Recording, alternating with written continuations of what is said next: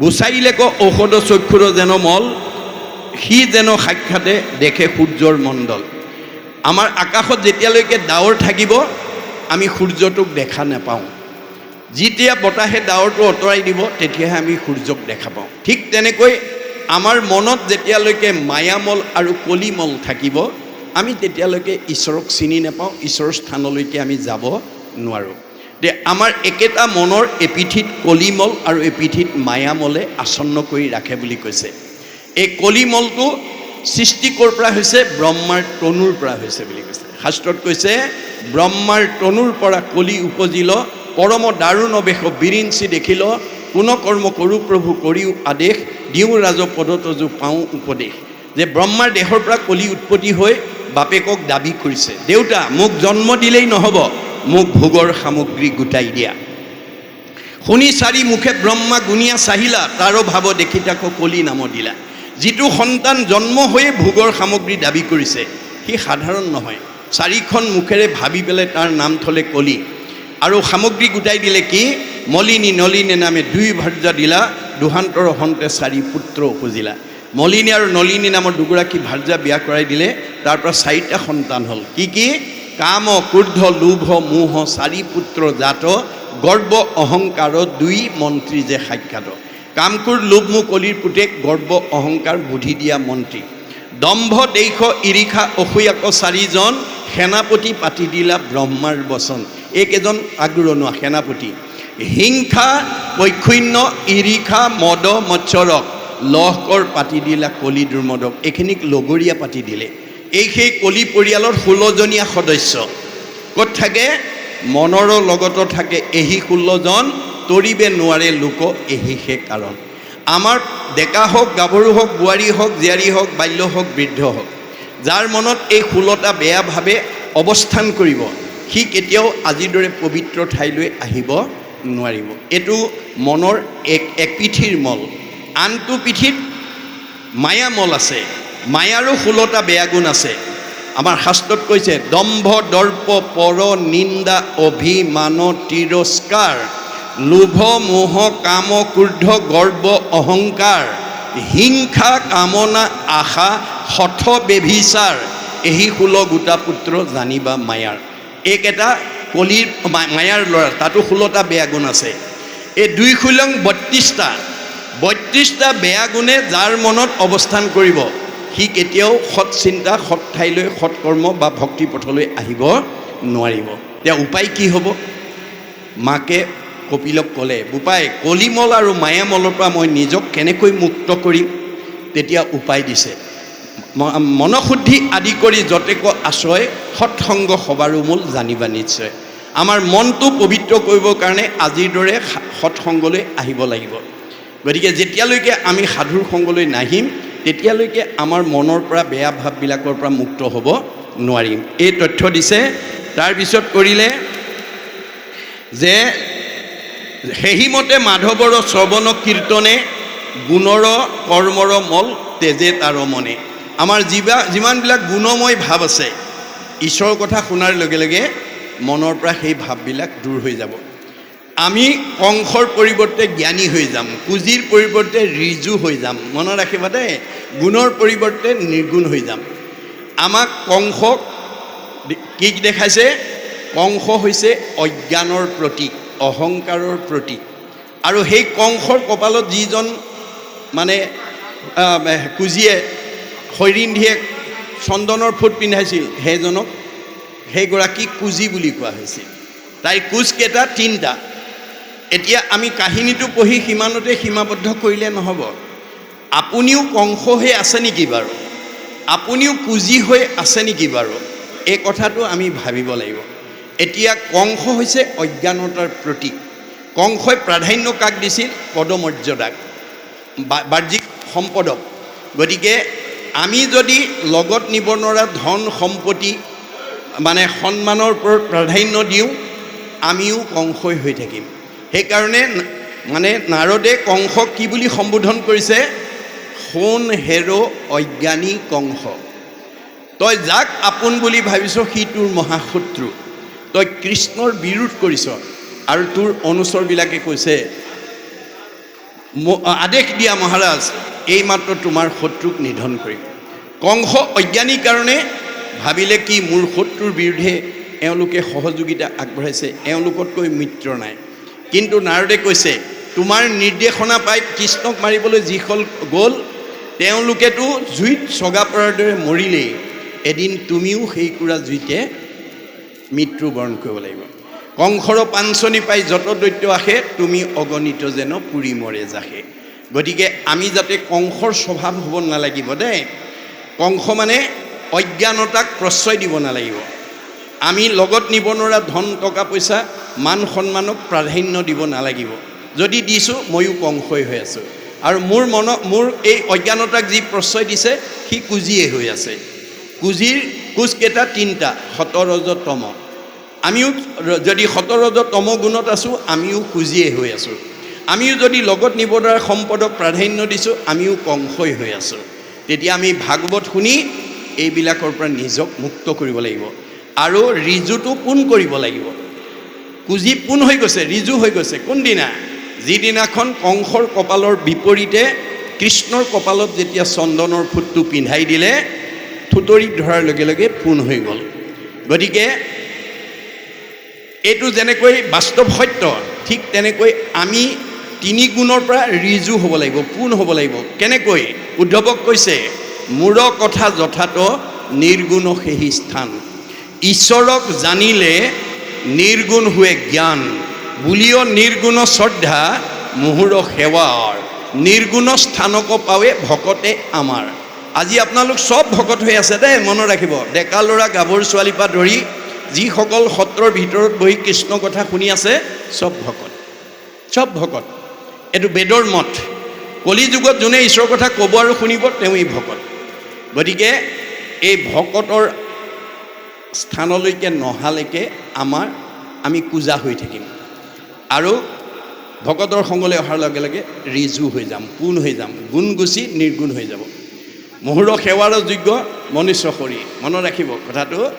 এই মনুষ্য শৰীৰ পাই পেলাই যাতে আমি গুণময়ৰ পৰা নিৰ্গুণত্বলৈ নিব পাৰোঁ, তাৰ কাৰণে আজিৰ দৰে পৰিৱেশলৈ আপোনালোক আহিব লাগিব। তাৰপিছত কৈছে যে পুনৰপি পুচন্ত নিৰ্পতি জোৰ হাত, কৈও কৰ্মযোগ সিদ্ধ সমস্ত আমাক। যে আমাক কৰ্মযোগৰ সম্পৰ্কেও তুমি কোৱা। যাক জানি নৰে কৰে কৰ্মৰ নিহাৰ, উপজয় পৰম জ্ঞান নিষ্ঠৰৈ সংসাৰ। এতিয়া কবি মানে নিমি ৰজাই সোধাৰ দৰে আমিও সুধিব পাৰিব লাগিব যে আমি কি কৰিলে এই মায়াময় সংসাৰৰ পৰা মুক্ত হ'ব পাৰোঁ। আমি যোগ নীতি অৱলম্বন কৰিব লাগিব। কি যোগ? যিটো কপিলে দেখুৱাই থৈ গৈছে। কপিল স্বৰূপ আৰু ভৈলা অৱতাৰ, লুপ্ত ভৈল জ্ঞানত আকৌ কৰিলা প্ৰচাৰ, তোমাৰো প্ৰসাদে যুগ জানি দেৱ হুতি, তোমাৰ চৰণ চিন্তি লভিলা মুকুতি। কপিল প্ৰভুৱে দেখুৱাই থৈ যোৱা যোগ নীতি অৱলম্বন কৰি যদি দেৱহূতি গতি পায়, আমি পামনে নাপাম? এই কথা আজি আমি উপলব্ধি কৰিব লাগিব। কি যোগ? কৰ্মসু কৌশলম যোগ। আজি ইয়াত বহি থকা কাৰ ঘৰুৱা কাম নাই, কাৰ ঘৰৰ দায়িত্ব নাই, চব এৰি থৈ আহিছে। আহি আত্মাই পৰমাত্মাৰ লগত যোগ প্লাছ। এইটো প্লাছ দেই, এইটো কোনোদিন মাইনাছ নহয়। কিন্তু মনত ৰাখিব, আজিৰ দিনটো আমাৰ কাৰণে অতি উল্লেখনীয়, অতি স্মৰণীয়। কাৰণ আজি আমি লগত নিয়া ধন ঘটি আছোঁ, লগত নিয়া ধন ঘটি আছোঁ। আত্মাই পৰমাত্মাৰ লগত যোগ কৰি আছে। যিমানে কৃষ্ণক দিয়ে সেয়ে অক্ষয়, ইহাক নিবাকৈ একো জনে নপাৰে। আজিৰ পুণ্যটো আমাৰ লগত যাব। এই পুণ্যটোৱে আমাক জীয়াই থাকোঁতে সুখ আৰু ভোগ দিব, আৰু শান্তি দিব, আৰু মৰিলে গতি দিব। বছ ইমান জানিলেই হ'ব দেই, বেছি জানিব নালাগে। ইক্ষাকুৰ পিতৃ আমি সমীপত তথা, ব্ৰহ্মপুত্ৰ সবত পুছিলোঁ ইটো কথা, নেদিলা সিদ্ধান্ত কিয় সনক সনন্দে, কহিও কাৰণ শুনো পৰম আনন্দে। তুমি যিখিনি কথা আমাক এতিয়া কৈছা, তোমালোকে সনক সনন্দক সোধোতে কোৱা নাছিল। কাৰণটো কি? শুনি আবিৰ্ভূতে দিলে সিদ্ধান্ত, দিলন্ত সিদ্ধান্ত, শুনা কৰ্মযোগ চিত্ত কৰি উপশান্ত। তুমি শান্ত মনে যে তুমি কি কৰা, এই মনটো কৰ্মযোগৰ সম্পৰ্কে শুনা।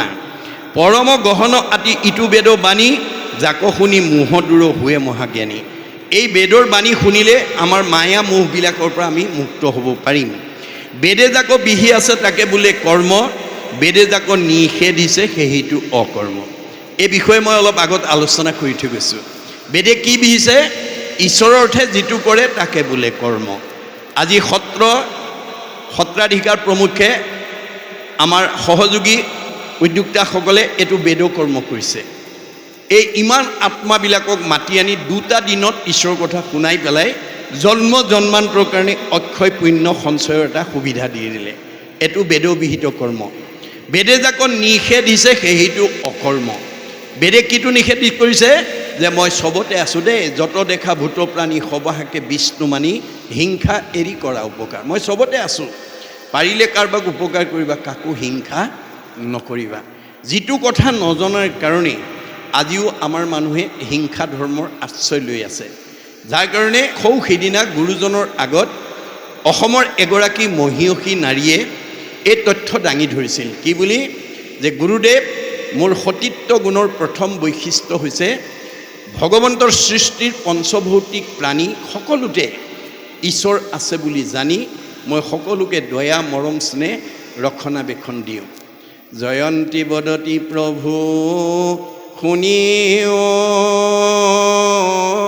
গোসাই, সমভাৱে ভূতদয়া কৰোঁ সদায়। সকলো প্ৰাণীতে ঈশ্বৰ আছে বুলি জানি মই সকলোকে দয়া মাৰোঁ। বৰ সুন্দৰ। আৰু কি কৰা? স্বামী তপস্বামী জপস্বামী কৰোঁ ধ্যান, স্বামীৰ কুশল বিনে নিচিন্তু হওঁ আন, স্বামী বিনে পৰপুৰুষক দাসীটো, কামভাৱে নাচাওঁ আৰু কথা ক নাপাতো, ভাল উপদেশ দিয়া চলাওঁ স্বামীক, মাহ মধ্যে একবাৰ কৰোঁ ৰতিক, স্বামীক নুসুধি ক'তো নকৰোঁ গমন, স্বামীক নিদিয়া অগ্ৰে নকৰোঁ ভোজন, পালেও আনন্দ নাপালেও নাহি দুখ, দৈৱবশে জীৱা মিলে তাহাঁতে সন্তোষ, প্ৰাতহে উঠিয়া কৰোঁ গৃহকৰ্ম গণ, বাহিৰে ভিতৰে কৰোঁ গোময় সিঞ্চন, যদি স্বামী মন্দ কৰ্ম কৰে আচৰণ, মিষ্ট বাক্য কৰি তাক কৰোঁ নিবাৰণ। গুৰুদেৱ, মোৰ চকুৰ আগত যদি স্বামীয়ে কিবা ভুল কৰা দেখোঁ, মই মধুৰ বাক্যৰে সাৱলীলভাৱে তেওঁক ভাল পথলৈ ঘূৰাই অনাৰ চেষ্টা কৰোঁ। কাৰণ বিবাহ সম্বন্ধে পুৰুষৰ অৰ্ধাংগিনী, স্বামী বুলি ধৰ্মকৰ্ম পায়ী অৰ্ধকিনী। বিবাহপাশত আবদ্ধ হোৱা দিনাখনেই ভাৰ্যাগৰাকী স্বামীৰ অৰ্ধাংগিনী ৰূপে পৰিগণিত হয়। আৰু পাপ পুণ্যৰ আধা আধা দুয়োজনে অংশ ল'ব লাগে। স্বামীয়ে কৰা পাপৰ অংশ ভাৰ্যাই পায়, ভাৰ্যাই কৰা পাপৰ অংশ স্বামীয়ে পায়, স্বামীয়ে কৰা পুণ্যৰ অংশ ভাৰ্যাই পায়, ভাৰ্যাই কৰা পূৰ্ণ অংশ স্বামীয়ে পায়। যেনেকৈ বাস্তৱত ডাক্তৰে বিয়া কৰা মানুহগৰাকীক মানুহে ডাক্তৰণী বুলি কয়, মাষ্টৰে বিয়া কৰালে মাষ্টৰণী বুলি কয়। আচলতে তেওঁলোক ডাক্তৰণী আৰু মাষ্টৰণী হয় জানো? নহয়। ডাক্তৰে বিয়া কৰাৰ কাৰণে আধা উপাধিটো পাই যায় ডাক্তৰণী, আৰু মাষ্টৰে বিয়া কৰিলে মাষ্টৰণী। এইটো যেনেকৈ বাস্তৱ সত্য, তেনেকৈ পাপ পুণ্যৰ আধা আধা আমাৰ ইজনে সিজনৰ পৰা বহন কৰিব লাগে। গতিকে তেতিয়া কৈছে, তুমি কেনেকুৱা ভুল কামলৈ গ'লে অগ্ৰাধিকাৰ দিয়া? বোলে যদি স্বামী কলি থকা ঠাইলৈ যায়। কলি ক'ত থাকে? পৰীক্ষিতে কলিক স্থান দিছে। প্ৰথম স্কন্ধ ভাগৱততে দেখুৱাইছে, নিৰ্পতিক বুলন্ত কলি তোক দিলোঁ স্থান, জৈত্য খেলে জোৱা পাশা কৰে মদ্যপান। স্ত্ৰী পঞ্চ শুনা গৃহস্থৰ থাকে জৈত, এই 4 স্থান দিলোঁ বঞ্চ গয়াতৈত। কলি প্ৰধানকৈ 4টা ঠাইত থাকে: মদ ভাং খোৱা, জোৱা পাশা খেলা, পৰস্ত্ৰী আসক্ত, হিংসা ধৰ্ম। মদ খোৱাত কিয় বাধা দিয়া? মাদ্যতি যত্তত মদ্যম, মদ খালে নিচা লাগে। বুদ্ধিলুম্পতি যত দ্ৰব্যম মদকাৰী তদুচ্ছৰে। নিচাযুক্ত বস্তু খালে সৎবুদ্ধি বিনাশ হৈ অসৎ বুদ্ধিৰ ফালে গতি কৰে। মোৰ স্বামীয়ে যাতে নিচাযুক্ত বস্তু খাই সৎ পথৰ পৰা বিপথে যাব লগা নহয়, তাৰ কাৰণে তেওঁক মই মধুৰ বাক্যৰে তেওঁক সাৱলীলভাৱে তেওঁক সেই পথৰ পৰা আঁতৰাই আনো। বৰ সুন্দৰ হৈছে, যোৱা পানী আনা। ব্ৰহ্মপুত্ৰৰ পৰা এপল' পানী আৰু এপল' মাটি টেম্বনি জানত পেলাবলৈ তেওঁক আদেশ দিলে। তেওঁ প্ৰথমতে যুগবলে ব্ৰহ্মপুত্ৰৰ পৰা 3টা কাঠি এপল' পানী লৈ আহোঁতে 4 আঙুল কমি আহিল। তেতিয়া গুৰুজনে ৰাধিকাক মাতি আকৌ ক'লে, ৰাধিকা, তুমি বহুত ভাল কামৰ কথা বৰ্ণনা মোক দিলা, তুমি জীৱনত বেয়া কামো কৰিছা, মোৰ আগত কোৱা। তেতিয়া ৰাধিকাই জীৱনত কৰা বেয়া কামটোৰ কথা কি বুলি ক'লে, নমস্কাৰ কৰি বোলে শুনিও বাপ, কৰি আছোঁ মই এক গুৰুতৰ পাপ। মই এটা গুৰুত্বৰ পাপ কৰি আছোঁ। কি? আমাৰ স্বামী এন্তে গৃহে নাহি কয়, বহিনী জমাই আহি গৃহে মিলি লয়। স্বামী নথকা এটা দিনত আমাৰ ঘৰলৈ ভনী জোৱাই আহিলে। তাৰপিছত আমি দুখীয়া মানুহ, ভাত ৰান্ধি আছোঁ, পাত কাটি ভাত খাওঁ। ভাতৰ ৰান্ধি আছোঁ, পাত কাটি দেউতাক নাই, তাকো কাটি বাকো কাচি দিলোঁ পেলাই। ভনী জোৱাইকে পাত কেইখিলামান কাটা বুলি মই ভিতৰৰ পৰা মানে বেগা বেগিকৈ আহি কাঁচিখন দলিয়াই দিওঁতে বতাহত মোৰ উৰণিখন খহি গ'ল। কাচি দেওঁতে মূৰ মুখ জমাই দেখিল, এহি গুটি পাপ বাপ আমাৰ সিজিল। গুৰুজনাৰ দিনত ভনী জোৱাইকে জেঠাহুকৰ মুখামুখিকৈ চাই বা জেঠাহুৱেকেও ভনী জোৱাইৰ মুখলৈ চাই কথা পতা নিয়মটো বৰ কঠোৰ আছিল।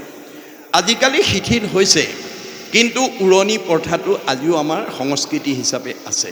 বিবাহ পাশত আবদ্ধ হ'লে উৰণি ল'ব লাগে। উৰণিৰ আচল তাৎপৰ্যটো হ'ল জ্যেষ্ঠজনৰ সন্মানৰ প্ৰতীক। তেতিয়া গুৰুজনে ক'লে, ঠিক আছে, তোমাৰ সেই দুখটো মই খণ্ডন কৰিছোঁ, তুমি পানী আনা।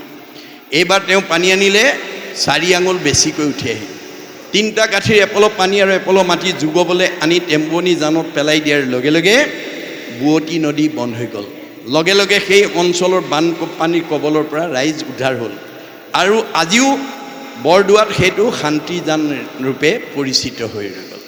এগৰাকী নাৰীৰ সৎগুণৰ প্ৰভাৱে যদি বুৱতী নদী বন্ধ কৰিব পাৰে, আমাৰ ঘৰখন, আমাৰ পৰিয়াল, আমাৰ সমাজ, আমাৰ পৰিৱেশটো নোৱাৰিব কিয়?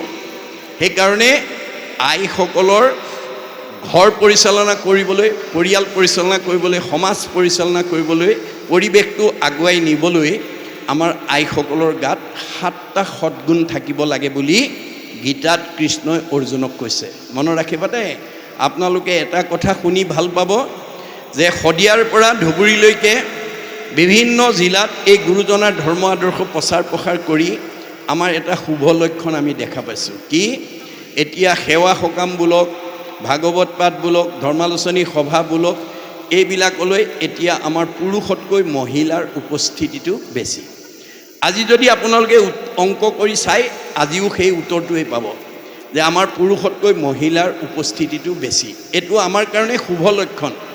ঋকবেদত কৈছে, ন গৃহম গৃহম ইতি আহু গৃহিণী গৃহম উচ্যতে তয়াহি সহিতা সৰ্বান পুৰুষায়ম সমুষ্ণুতে। যিখন ঘৰৰ আইসকল ঈশ্বৰ ভক্তিপৰায়ণ হ'ব, যিখন সমাজৰ আইসকল ঈশ্বৰ ভক্তিপৰায়ণ হ'ব, তেওঁলোক নিজেতো উদ্ধাৰ হ'বই, সেইখন ঘৰৰ, সেইখন সমাজৰ সকলো পুৰুষৰ চতুৰ্বৰ্গ সাধন কৰিব।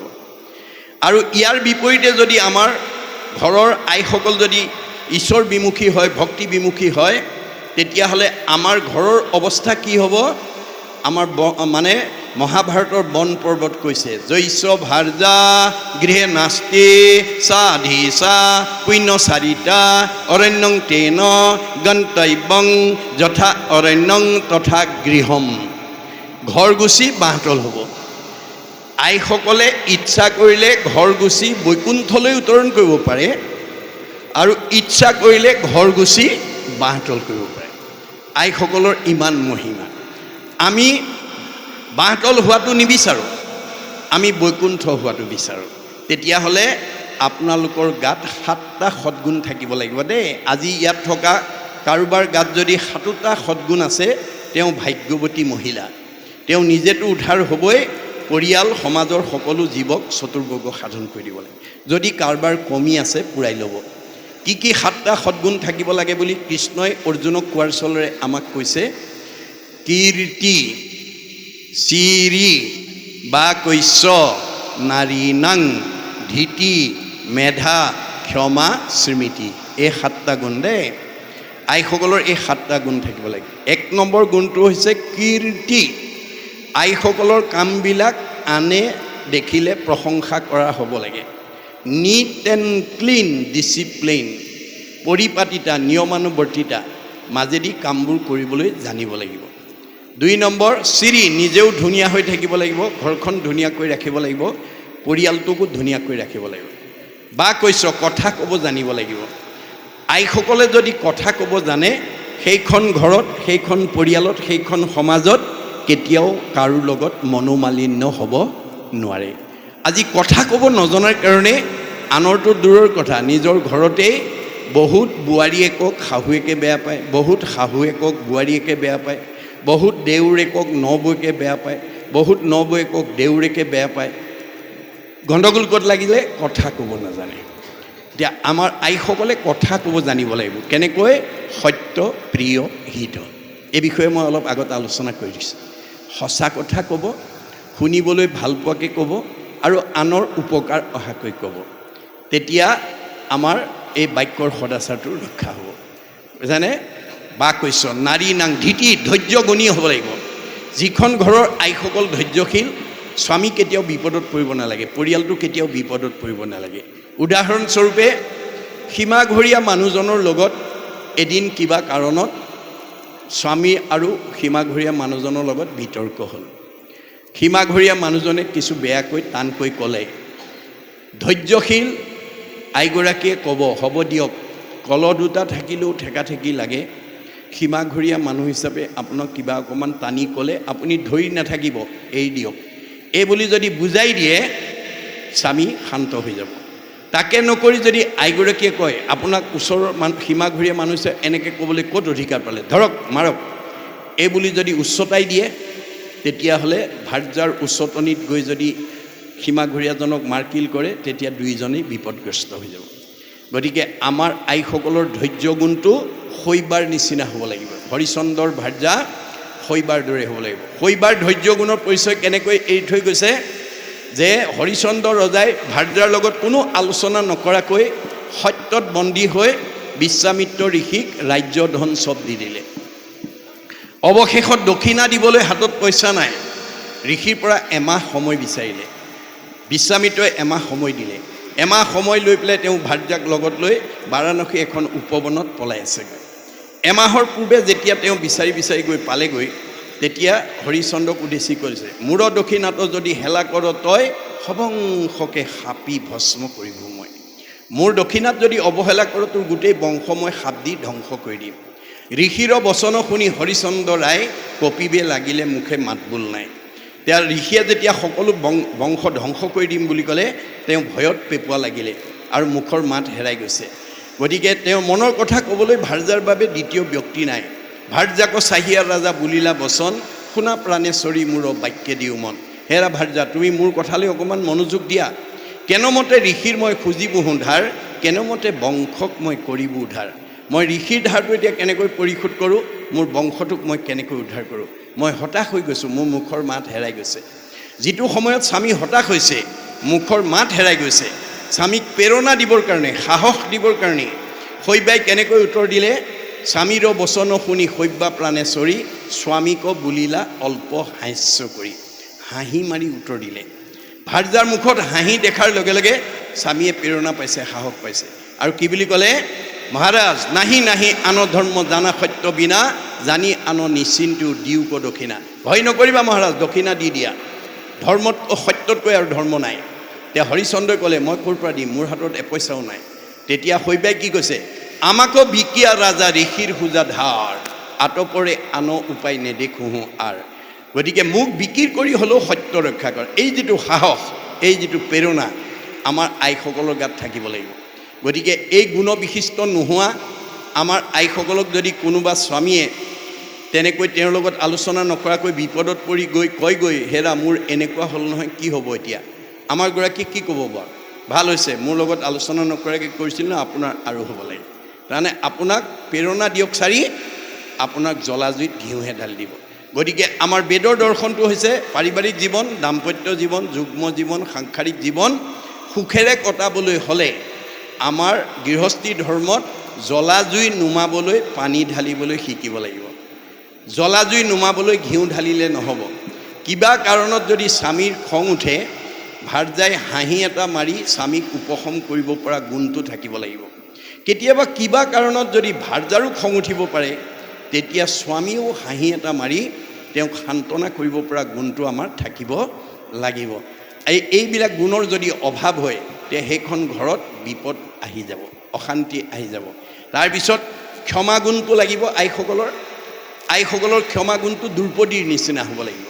দ্ৰৌপদীৰ 5টা পুত্ৰৰ মূৰ কাটি নিয়া অশ্বত্থামাক মানে কৃষ্ণ অৰ্জুনে হাতে ভৰিয়ে বান্ধি আনি মুখৰ আগত পেলাই দিয়াৰ পিছত দ্ৰৌপদীয়ে কি বুলি ক'লে? মই যেন মৰো পুৰী পুত্ৰ শোকে, অগণি হিয়া দহয়, তাহাৰো অৱস্থা শুনি সেহিমতে গৌতমী তেজী বেজী হয়। মোৰ 5টা পুত্ৰৰ মূৰ কাটি নিলে যদিও 5জন স্বামী জীয়াই আছে, মই স্বামীৰ মুখলৈ চাই পুত্ৰৰ শোকৰ পৰা অলপ মই ৰেহাই পাব পাৰোঁ। কিন্তু গৌতমীৰ স্বামী ইতিমধ্যে মৰিছে, একমাত্ৰ অশ্বত্থামাৰ মুখলৈ চাই জীয়াই আছে, আৰু তেওঁৰো যদি এইটো অৱস্থা হয়, গৌতমীয়ে প্ৰাণ ত্যাগ কৰিব। হাহাকাৰ কৰি গুৰুৰ পুত্ৰৰ প্ৰণামিলা পাৱ চুই, মেলা মেলা বান্ধ ইহাৰ দুখেহে অধিকে উধাই জুই। যে তোমালোকে খুলি দিয়া, এওঁৰ দুখতহে মই বেছি দুখিত হৈছোঁ। পুত্ৰ বধি দ্বিজ তাহাকো নমিলা, প্ৰণামিলা তুমি মাও, তোমাৰো সমানো শান্তি নেদেখিব বুলিলা হেন আৰাও। গতিকে আজি আমাৰ আইসকলৰ মুখৰ আগত যদি 5টা পুত্ৰৰ মূৰ কাটি নিয়াত শত্ৰু এজনক মুখৰ আগত পায়, শুদাই আহিব নেকি বাৰু? নেৰে। কিন্তু দ্ৰৌপদীয়ে আমালৈ এই ক্ষমা গুণৰ আদৰ্শ কথা কৈ থৈ গৈছে। তাৰপিছত মেধা গুণ দেই, তৎপৰতাৰে কামবোৰ কৰিব পৰা গুণটো আইসকলৰ লাগিব। আৰু স্মৃতি, মনত থকা গুণটো, ঘৰখনত কি আছে কি নাই, কোনটো বস্তু ক'ত আছে ক'ত নাই, মানে ক'ব পৰা গুণটো আইসকলৰ লাগিব। এই 7টা গুণ যদি আইসকলৰ গাত থাকে, তেতিয়াহ'লে আমাৰ পাৰিবাৰিক জীৱন, দাম্পত্য জীৱন, যুগ্ম জীৱন, সাংসাৰিক জীৱন সুন্দৰকৈ আমাৰ অতিবাহিত কৰিব পৰা হয়। এই তথ্য আমাক দিছে। তাৰপিছত কৈছে যে পৰম গহন আতি ইটো বেদ বাণী, জাক শুনি মোহ দূৰ হুৱে মহাজ্ঞানী। এই ভাগৱতৰ কথা শুনাৰ লগে লগে আমাৰ মায়া মোহবিলাক আমাৰ মনৰ পৰা আঁতৰি যাব। বেদে জাক বিহি আছে, এইখিনি আমি ক'লোঁ। তাৰপিছত কৈছে উপজিল ঈশ্বৰত ইটো বেদ বাক, ইহাৰ অৰ্থত মোহ হুৱে মহাজ্ঞানী, বেদৰ তত্ত্বক পাইব আন কোনে প্ৰাণী। গতিকে ঈশ্বৰৰ কথা নুশুনা পৰ্যন্ত আমি মায়া মোহৰ পৰা মুক্ত হ'ব নোৱাৰিম। পৰম দুষ্কৰ কৰ্ম যুগ আতিশয়, তুমিও তৈখানি শিশু ইচ্ছাকো তনয়। গতিকে এই কৰ্মযোগ অতি দুষ্কৰ, অতি টান। গতিকে তুমি শিশুকালৰ পৰাই এই পৰিৱেশৰ সন্মুখীন হৈছা। এতেকে নকৈলা চাৰি ব্ৰহ্মাৰ তনয়, দ্বিতীয় প্ৰশ্নৰ ৰাজা কহিলা কাৰণ। গতিকে তুমি সৰু কাৰণেই চাৰি সিদ্ধই তোমাক এই গৃহতত্ত্ব কথাবিলাক কোৱা নাই। যি মত গহন কৰ্ম শুনা পৰিছে, শিক্ষা দেই মূঢ়ক পৰোক্ষ বাদে বেদ। যে মূঢ়বিলাকক পৰোক্ষ দিশেদি আমাক বেদে শিক্ষা দি আছে। নানা ফল শ্ৰুতি লোভ লগাই প্ৰথমত, প্ৰৱৰ্তাৱে অজ্ঞানিক সকাম কৰ্মত। আমাক বেদে কি কৰিছে? নানান ধৰণৰ লোভ দেখুৱাই আমাক মানে ঈশ্বৰ ভক্তি কৰ্মত আত্মনিয়োগ কৰাইছে। ভুঞ্জীৱ ভুকুতি পায়া বিশিষ্ট স্বৰ্গক, হেনয় কামনা কৰি অৰ্চে ঈশ্বৰক। আমাক বেদে কি কৈছে? যে তোমালোকে হাঁহ পাৰ ছাগলী বলি দিলেই স্বৰ্গ সুখ পাবা, এই বুলি লোভ দেখুৱাই দিছে। যাৰ কাৰণে আমাৰ বহু মানুহে এতিয়া হাঁহ পাৰ ছাগলী বলি দি ঈশ্বৰ উপাসনা কৰাত আত্মনিয়োগ কৰিছে। কিন্তু আমাৰ ভাগৱতত কৈছে, কৰৈ নানা হিংসা ধৰ্ম নানা দেৱ পূজৈ, পুণ্য ক্ষয় ভৈলে দুনাই নৰকত মজৈ। আপুনি যদি প্ৰাণী হিংসা কৰি ধৰ্ম আচৰণ কৰে, সেই পুণ্যৰ বলে আপুনি স্বৰ্গলৈকে যাব পাৰিব, আৰু স্বৰ্গত পুণ্যবিলাক ভোগ কৰাৰ পিছত পুনৰ নৰকলৈ আকৌ নামি আহিব লাগিব। সেইকাৰণে শংকৰদেৱে কৈছে, যিটো ধৰ্ম আচৰণ কৰিলে পুনৰ নৰকলৈ নামি আহিব লাগে, মই তোমালোকক সেইটো ধৰ্ম দিয়া নাই। মই তোমালোকক এনেকুৱা এটা ধৰ্ম দিছোঁ, যিটো ধৰ্মৰ আশ্ৰয় ল'লে তুমি ষ্টেপ বাই ষ্টেপ 7টা ষ্টেপ পাৰ হৈ মোৰ ভগৱন্তৰ ঠালৈ গুচি যাব পাৰিব। ভাগৱত শুনাৰ লগে লগে প্ৰথমে দহিব পাতে কচয়, কৰাইবে মহাপুণ্য অদ্ভুতয়, মিলাইবে বিষয়ত বীৰকতি, কৃষ্ণত পোৱাইবে প্ৰেম ভগতি, উপজাইবে আতি বৈষ্ণৱ জ্ঞান, মায়াকো দহিয়া কৰৈ নিৰ্যান, চৈতন্যময় পূৰ্ণানন্দ ধৰি থৈবন্ত তেন্তে এৰেকে কৰি। এইটো হৈছে সাৰ্বজনীন সনাতন। এই ধৰ্ম মহাপুৰুষে দি থৈ গৈছে, ভাগৱত ধৰ্ম। গতিকে আমি এই ভাগৱত ধৰ্মৰ মাজেৰে আমি যাতে উঠি অহা প্ৰজন্ম, সমাজ আৰু প্ৰত্যেকখন ঘৰ পৰিয়াল যাতে আমি আগবাঢ়ি যাব পাৰোঁ, তাৰ কাৰণে গুৰুত্ব দিলেই আজি আলোচনাৰ চক্ৰত অংশগ্ৰহণ কৰাৰ সাৰ্থকতা হ'ব। এইখিনিলৈকে আমাৰ পদৰ মাজেদি নিমি ৰজাক নৱসিদ্ধই দিয়া ধৰ্ম বা ভক্তি মাৰ্গৰ যিখিনি কথা, এই কথাখিনিৰ মাজেদি নিমি ৰজাক কেৱল বেছ কৰি লৈছে, আধাৰূপে ৰৈছে আৰু গোটেই বিষয়বস্তুখিনি আমাৰ কাৰণে কৈ আছে। এতিয়া বেদৰ দুটা মাৰ্গ আছে, একে বেদে কহন্ত সগুণ নিৰ্গুণ। একেখন বেদতে সগুণ আৰু নিৰ্গুণ দুটা বাদ আছে। ভগৱান একেজনেই, আন্ধাৰো পোহৰ তেওঁৱেই সৃষ্টি কৰিছে।